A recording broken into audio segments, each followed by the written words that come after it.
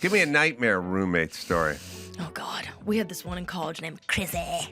Chrissy! That's how she talked. Mm-hmm. And she had this little teeny convertible, and she would always drive to Outback Steakhouse and come home with these massive bags.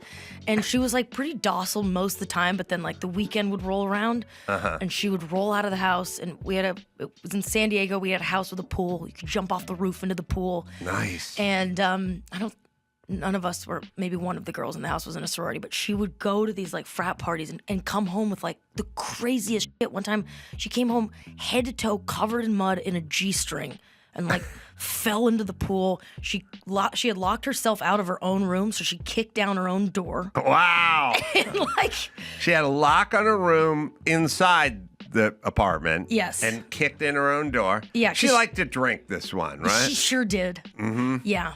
I hit my saturation point with some of these bitches at a certain point because I had a What roommate what does that mean? he brought home a lot of different women a lot of different times, and they would get high and flop out in the living room, and it was just they were just there all the time. And at a certain point, I stopped being nice. I woke a girl up who was passed out in my living room on the carpet, just in the, like, because I'd come out in the morning and have to step over people that were flopped out from a good night of sex and drinking, the night before.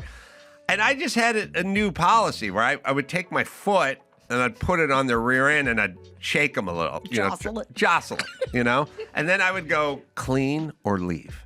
You can clean and stay, or you can leave, but you can't just hang flop for that. And then I had like the roommate who went to Hawaii, met some chicks, and did the next time you're in LA. 3 weeks later, a couple bitches walking in from Hawaii. They don't have luggage. Yeah, they don't have a hotel or anything. They're just, hey, you said next time, boom.